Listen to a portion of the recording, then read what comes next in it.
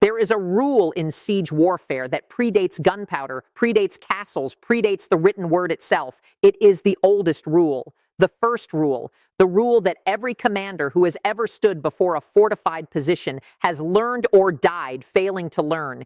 You do not break the walls, you break the will of the people behind them. Walls are stone. Stone does not negotiate. Stone does not doubt. Stone does not watch the evening news and wonder whether the commander who locked the gates is leading them to safety or to ruin.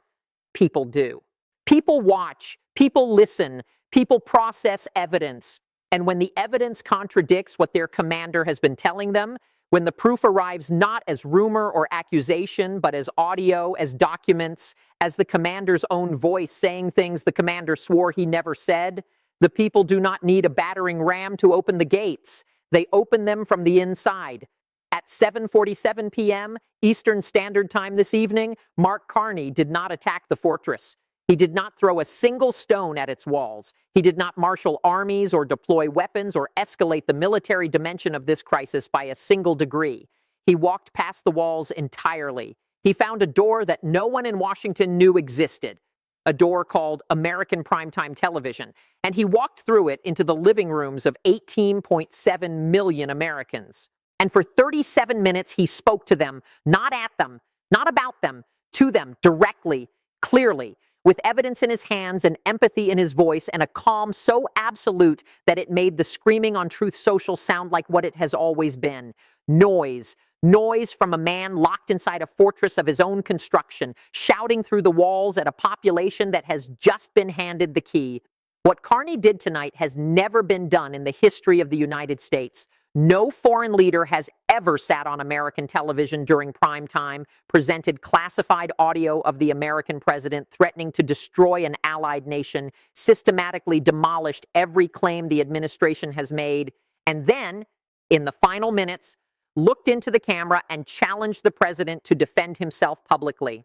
And what Trump did in response, refusing the challenge, repeating the threats, confirming the audio while claiming it was out of context, was not a defense.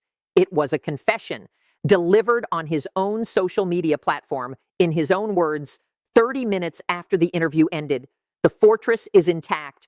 The walls still stand. The gates are still locked. But the people inside have heard the audio. They have seen the documents. They have watched a foreign leader treat them with more respect and more honesty than their own president has shown them in 5 weeks. And 62% of them have already decided who they believe. The siege is over. Not because the walls fell, because the people inside opened the gates. In this breakdown, I'm going to take you inside the most devastating psychological operation ever conducted on live television and show you how every minute of that 37-minute interview was engineered. Not to persuade Mark Carney's audience back in Canada, not to impress the diplomatic community, not to win a news cycle, but to accomplish one specific, measurable, strategically irreversible objective: to turn the American people against their own president. I am going to show you the 5-phase structure of Carney's psychological campaign and how tonight's interview was not an improvisation, but the culmination of 5 weeks of preparation. I am going to reveal the trap that Carney built into the debate challenge and why Trump had no option that did not result in defeat.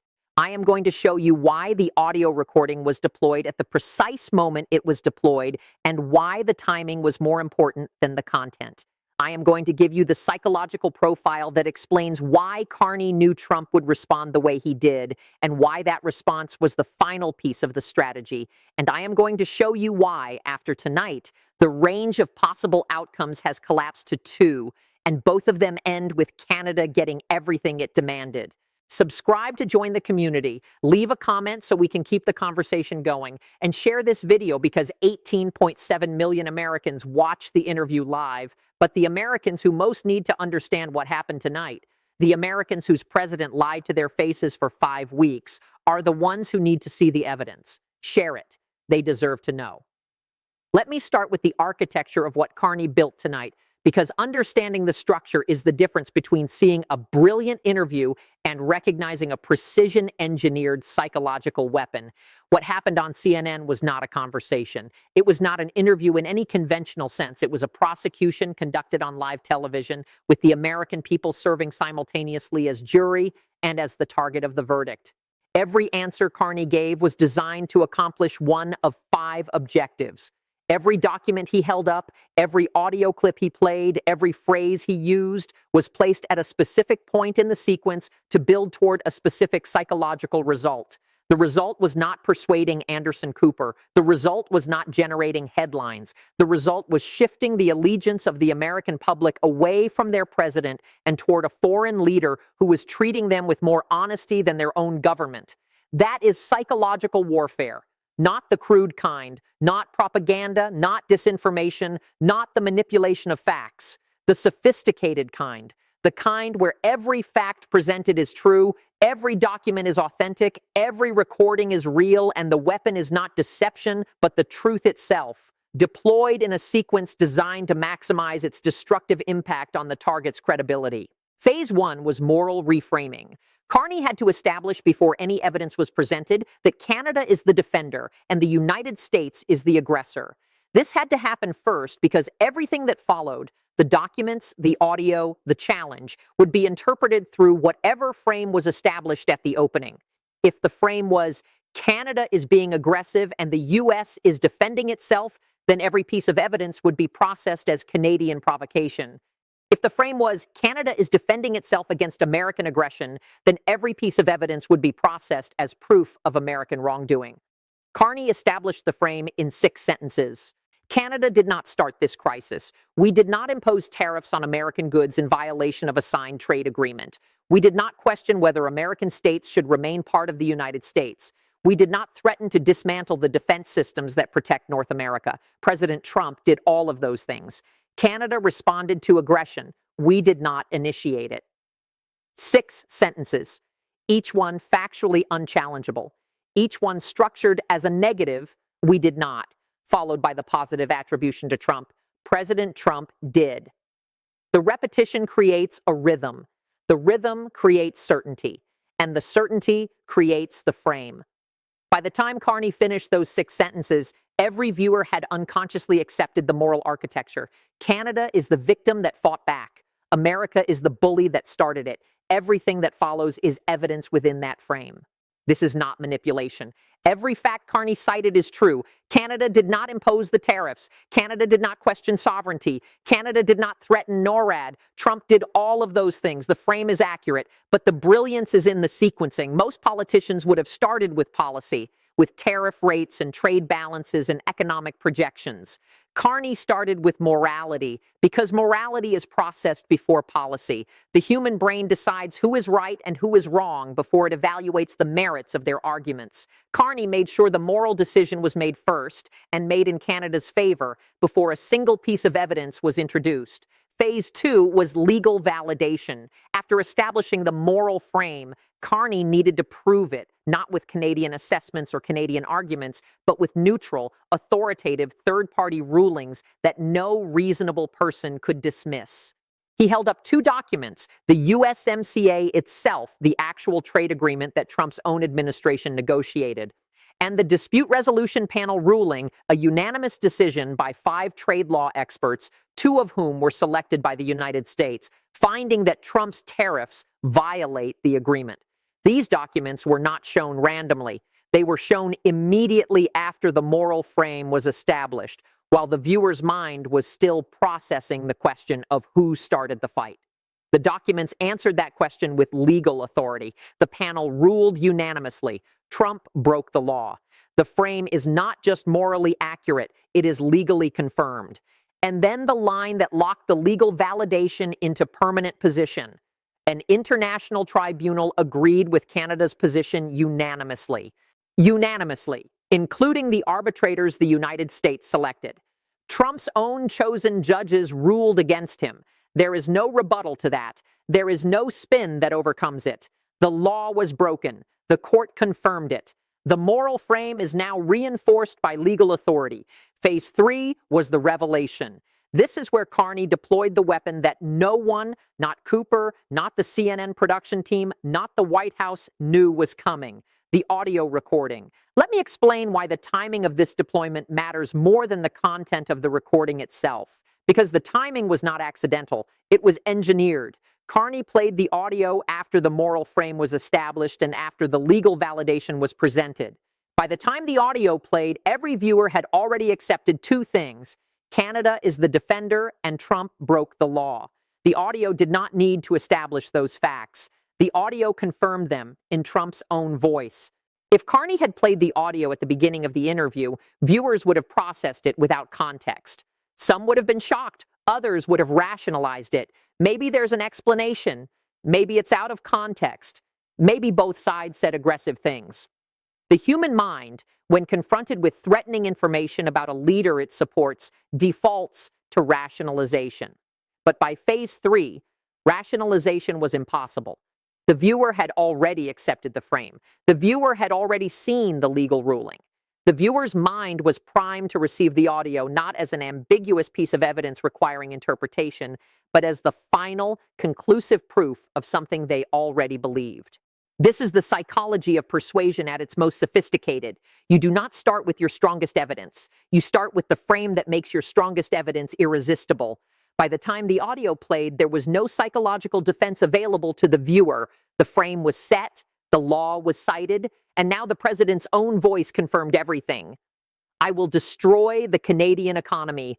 I will turn Canada into an economic wasteland. 18.7 million Americans heard those words after their minds had already concluded that Trump started the fight and broke the law. The audio was not a surprise. It was a confirmation. And confirmations are processed differently than surprises. Surprises trigger defensive reactions. Confirmations trigger certainty. Carney did not surprise the American public. He walked them to a conclusion and then played the audio that proved the conclusion was correct. The certainty that resulted was not the uncertain certainty of a surprise revelation. It was the settled, permanent, unshakable certainty of a conclusion reached through evidence and then confirmed by the defendant's own voice. That certainty cannot be undone. Not by Truth Social posts, not by press secretary deflections, not by claims of out of context. The frame, the law, and the voice all align. The conclusion is locked. Phase 4 was the empathy pivot. And this is where Carney demonstrated something that separates master strategists from competent politicians. After the audio played, after 18.7 million Americans absorbed the reality that their president had threatened to destroy a Democratic ally, Cooper asked what Carney would say to Americans worried about the consequences of Phase 2. A lesser strategist would have pivoted to policy, would have explained the economic projections, would have cited the numbers, would have stayed in the analytical register that had dominated the interview so far. Carney pivoted to empathy. I understand that ordinary Americans will suffer if this crisis continues. I regret that deeply. That is the most important sentence of the entire interview. More important than the legal citations, more important than the audio, more important than the debate challenge. Because that sentence accomplished something that no document or recording could accomplish. It made a foreign leader more emotionally connected to the American people than their own president. Trump has not expressed empathy for Americans affected by the crisis. Not once. In 5 weeks of press conferences, tweets, and Truth Social posts, Trump has expressed anger at Canada, contempt for Carney, defiance toward Congress, and determination to win. He has not once said, I understand this is hurting American families, and I regret it. Carney said it on American television to American viewers. And the contrast between a foreign leader who acknowledges American suffering and an American president who ignores it was devastating. The empathy sentence also accomplished a second, more strategic objective. It separated Trump from the American people. Canada did not create this situation. Your president did. Your president, not the United States, not America. Your president, one man, the man who made the threats, the man who broke the agreement, the man who refuses to meet reasonable requirements, the man whose ego is driving the crisis. Carney told 18.7 million Americans, I am not fighting you. I am fighting for you. Your president is the one hurting you. I am the one who regrets it. That framing, foreign leader as empathetic protector, domestic president as source of suffering, is the most psychologically potent message that can be delivered in this type of conflict. It inverts the natural tribal loyalty that citizens feel toward their leader. It says, your leader is not on your side. I am. And 62% of viewers accepted it. Phase 5 was the trap, the debate challenge, and this is where every thread of the previous 4 phases was pulled together into a mechanism so precisely engineered that Trump had no response that did not result in defeat. Let me show you how the trap was constructed, because the construction is as important as the trigger. Step 1, Carney established that he has evidence, documents, audio, legal rulings, 5 weeks of preparation, a factual arsenal that would be lethal in any structured debate format. Step 2, Carney framed the debate not as a confrontation, but as an opportunity. I'm offering him the opportunity to explain his position to his own citizens. That framing makes acceptance sound reasonable and refusal sound cowardly. Step 3, Carney removed every possible excuse for refusal. Any network, any time, any moderator you choose. Total flexibility. No conditions Trump could claim were unfair. No format Trump could claim was biased. Complete openness to whatever arrangement Trump preferred. Step 4, the trigger. Do you have the courage to defend your position in a fair debate, or will you continue to hide behind press statements and social media posts? Courage. That word was chosen with surgical precision. Because in Trump's psychological architecture, courage is identity. Strength is identity. Being perceived as brave is the one thing that sustains his self-image and his political brand. Carney did not ask whether Trump was willing. He did not ask whether Trump thought it was appropriate. He asked whether Trump had the courage. And in asking, he framed refusal as cowardice. Now the trap is set. 2 doors, both locked from the outside. Door 1, Trump accepts. He faces Carney in a structured debate. Carney arrives with documents, audio recordings, legal rulings, forensic certifications, and 5 weeks of systematic preparation. Trump arrives with his instincts. In a structured format with a moderator, Trump cannot shout Carney down, cannot change the subject, cannot control the camera, cannot retreat to friendly ground. Every claim Trump makes can be immediately refuted with evidence. The debate becomes a public execution of Trump's credibility, witnessed by tens of millions. Door 2, Trump refuses. Every American who watched the interview draws the conclusion Carney planted. He is afraid. Afraid to defend his position. Afraid to face evidence. Afraid to stand next to a man who has facts while he has nothing but volume. The President of the United States, the man who built his brand on fearlessness, is hiding from a Canadian Prime Minister who offered to debate on any network at any time. There is no door 3. There is no middle ground. There is no clever response that threads the needle between acceptance and refusal. The trap is binary. Accept and lose the debate. Refuse and lose the narrative. And Trump chose door 2 within 30 minutes.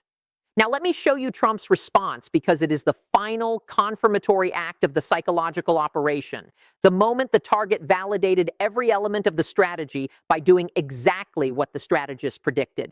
At 9:15 p.m., Trump posted on Truth Social, "Mark Carney is a liar and a coward." Personal attacks against a man who spent 37 minutes being calm, factual, and empathetic. Americans watched Carney. They saw his demeanor. They heard his tone. Calling him a liar and a coward when he just displayed the opposite of both qualities does not damage Carney. It damages Trump. It makes Trump sound unhinged. It makes the contrast between the two men, one calm and evidenced, the other reactive and insulting, even more devastating.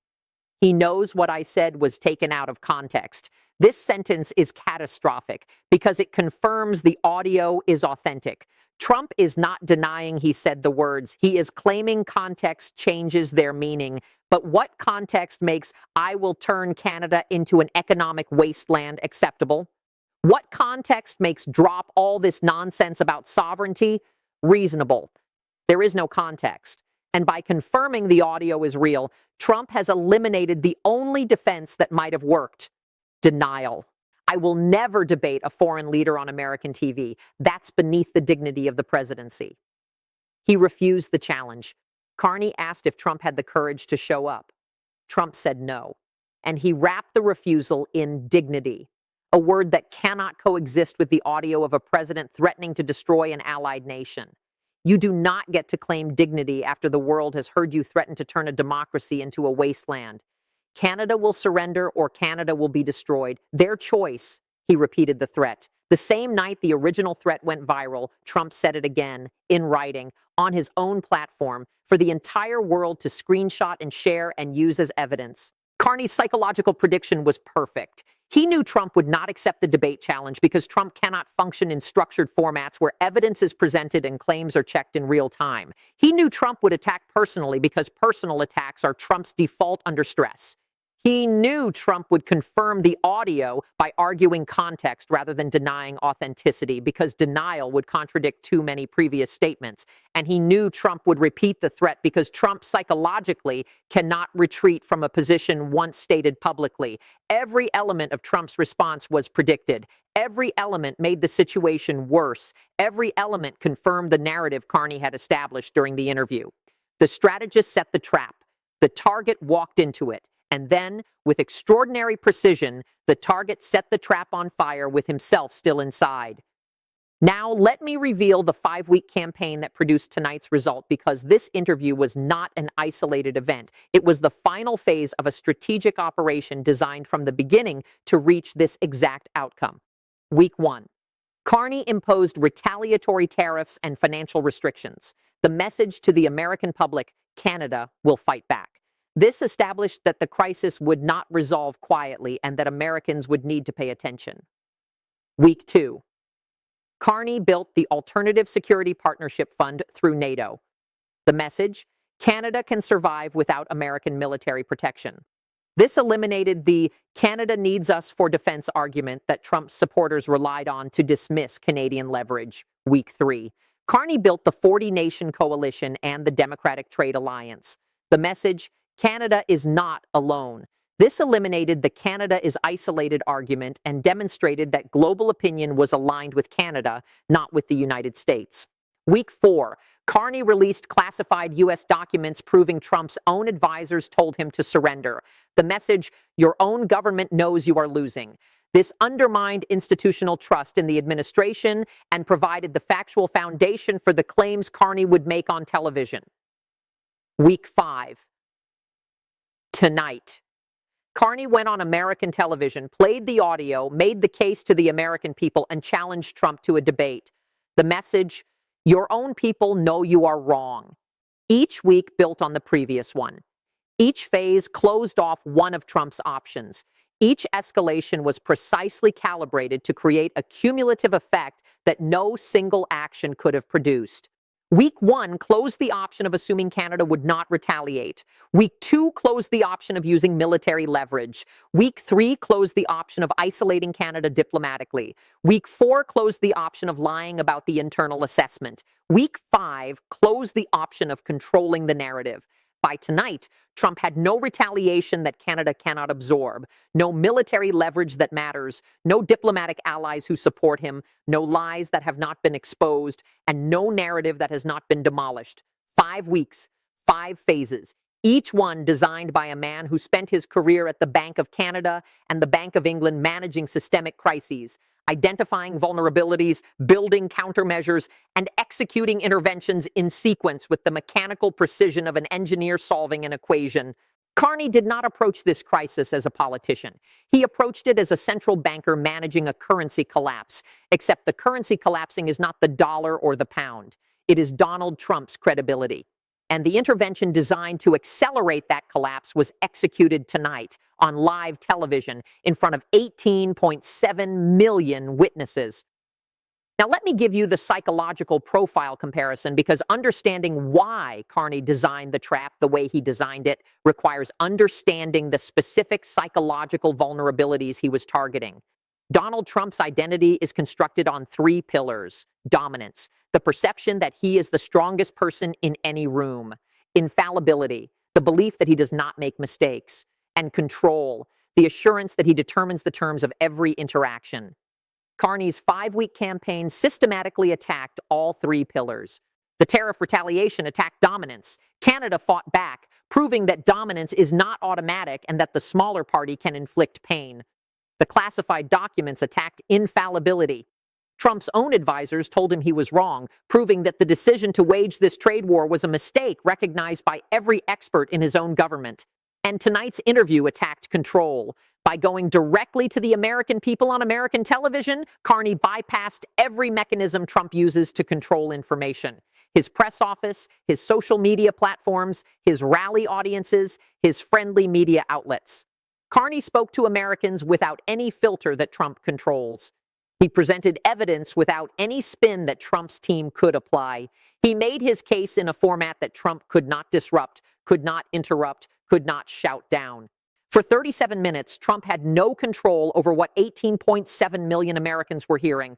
For 37 minutes, the most powerful communications apparatus in the world, the American presidency, was irrelevant. A foreign leader was speaking to American citizens, and the president could not stop it, could not counter it, could not even respond in real time because he was not in the room. That loss of control is, for Trump, more psychologically devastating than any policy defeat, because control is identity. When Trump cannot control the narrative, he cannot control his self-image. And when he cannot control his self-image, he lashes out, impulsively, aggressively, without strategic consideration. Which is exactly what he did at 9:15 p.m. on Truth Social. 30 minutes after the interview ended, Trump fired off a response that confirmed every claim Carney made, validated every piece of evidence Carney presented, and reinforced every element of the narrative Carney had spent 37 minutes constructing.